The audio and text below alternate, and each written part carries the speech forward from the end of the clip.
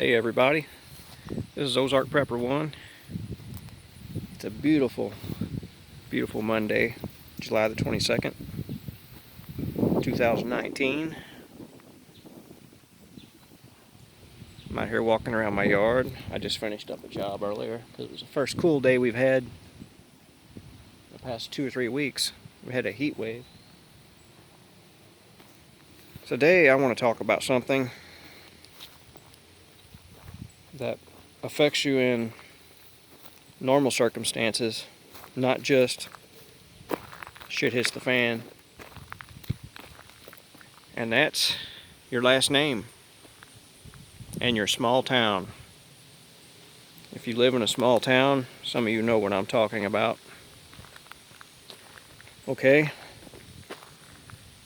you can be a good person and you can do what's right and work hard. You can help others. You can save your money. And you can do all those things. At the same time, you'll find you get a lot of doors slammed in your face. A lot of opportunities pass over you and go to the next guy or girl, whoever. But you'll notice some seem to have things handed to them. You know, as soon as they try for something, they get it. They get it every time. And they don't have any particular merit. They just happen to have a last name. And that doesn't mean they're wealthy either. They don't have to be wealthy for this to happen. And I can give you my theory on what it is. I think some of you already know what it is. I'm not going to pick on any clubs or groups because I believe it goes even deeper than that. What I see happening in small towns is you have last names. And okay, it could go back 2 or 3 generations. Say, let's go back to your grandpa's time. Let's say your grandpa was born at the beginning of the century of 1900s. Well, he might have hooked up with the prettiest girl in school. And then the other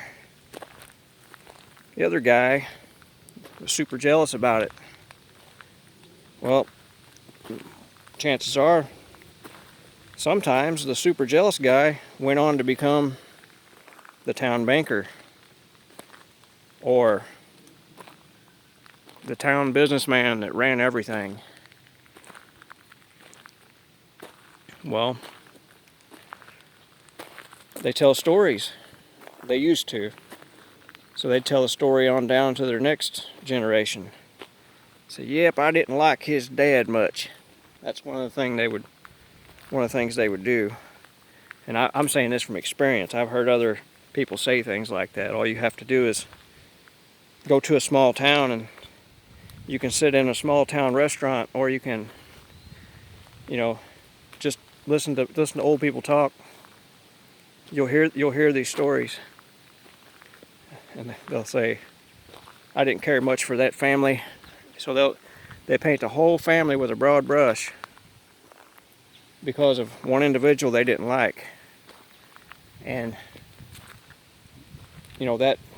that behavior backfires on them way down the road, but during the meantime it hurts good people, because not every family, not every entire family is full of bad people. It's very rare that any whole family is full of bad people. Every family has good and bad in it. And I've seen a few that, they're hard to find, the good ones, but usually they're there somewhere, or they got out of town just to get away from the bad ones in their family. Well, I'm going to tell you how to avoid that situation altogether. If you're in a small town where your last name is something that's holding you back because these other people are in positions of power locally and they kind of pull the strings. Number one, do business in another town. Number two, if you can move out of that town, do it. And say town, let's say county. If you're in a state and you're in a small county, if the whole county seems to be a problem, move out of that county or move to the very edge of that county, depending on your tax structure, and do business elsewhere. Because no matter what you do in life, there's always someone sitting somewhere that's jealous of what you do, and they don't want to see you rise up. And what they do is they throw stumbling blocks under your feet. And they do it to keep you in a position of helplessness to where you need their assistance, you need their business, you need their services. They don't want to see you be independent. Because if you do that, you threaten their position of power. And they know that. And you also threaten their narrative that they've created about your last name.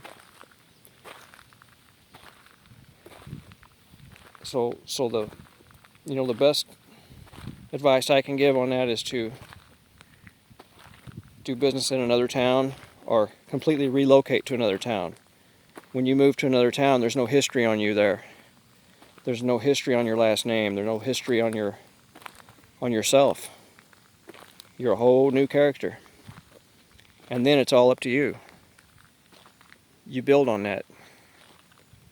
You build on that by being honest and a level-headed human being, and your chances of success are way better.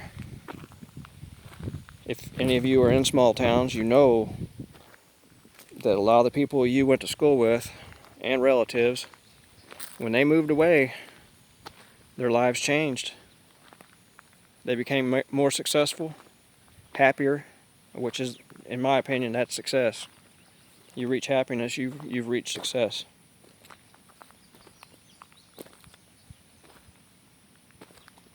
So take that advice or look into it.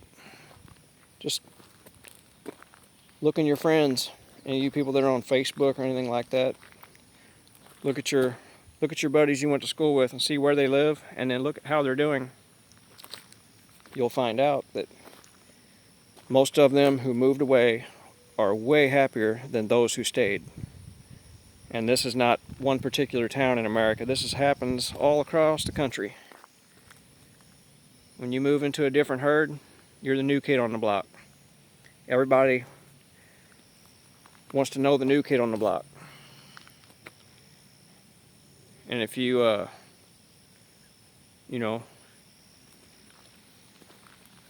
make good with the new people, more than likely you're going to succeed and have a good deal going for you, for your financial situation and your social situation.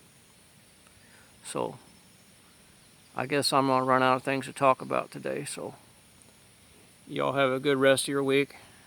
And Ozark Prepper 1 over and out.